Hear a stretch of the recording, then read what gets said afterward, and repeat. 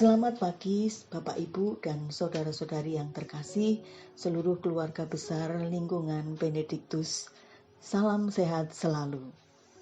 Kalender liturgi 3 Februari 2022, Kamis Pekan Biasa yang keempat. Bacaan pertama hari ini diambil dari kitab pertama Raja-Raja. Saat kematian Daud mendekat, pada suatu hari ia berpesan kepada Salomo anaknya, "Aku ini akan mengakhiri perjalananku yang fana. Maka kuatkanlah hatimu dan berlakulah kesatria.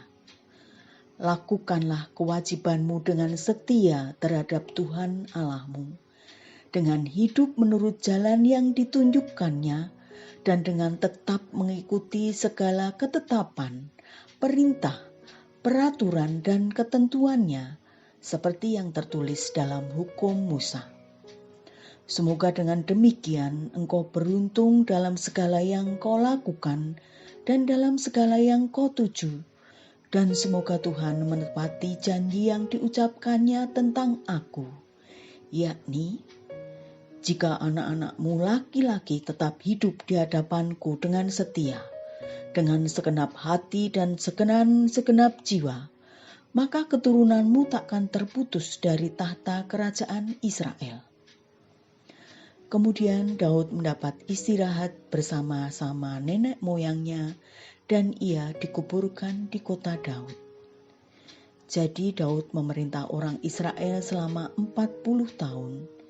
Di Hebron ia memerintah 7 tahun dan di Yerusalem 33 tahun. Kemudian Salomo duduk di atas tahta Daud ayahnya dan menjadi kokohlah kerajaannya. Demikianlah sabda Tuhan. Syukur kepada Allah. Tuhan sertamu dan sertamu juga. Inilah Injil Yesus Kristus menurut Markus. Sekali peristiwa, Yesus memanggil ke-12 murid dan mengutus mereka berdua-dua. Ia memberi mereka kuasa atas roh-roh jahat dan berpesan kepada mereka supaya jangan membawa apa-apa dalam perjalanan kecuali tongkat.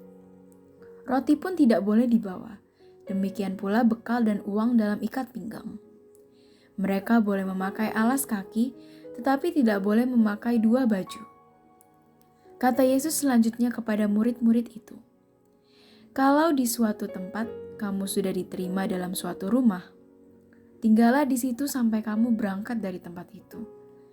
Kalau ada suatu tempat yang tidak mau menerima kamu, dan kalau mereka tidak mau mendengarkan kamu, keluarlah dari situ dan bebaskanlah debu yang di kakimu sebagai peringatan bagi mereka."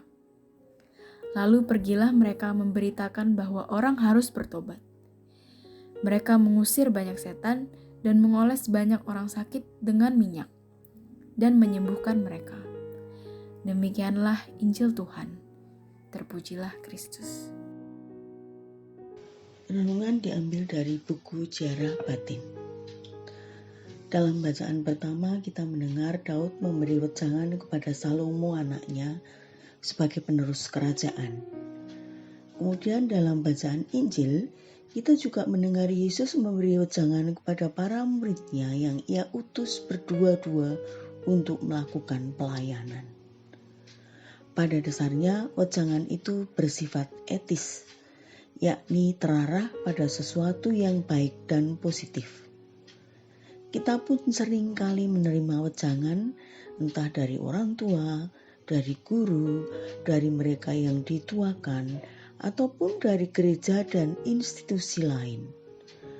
Bagaimana kita mendengarkan, menghayati, dan menghidupi wejangan-wejangan yang kita dengar? Salomo setia pada wejangan ayahnya, sehingga kerajaannya semakin kokoh.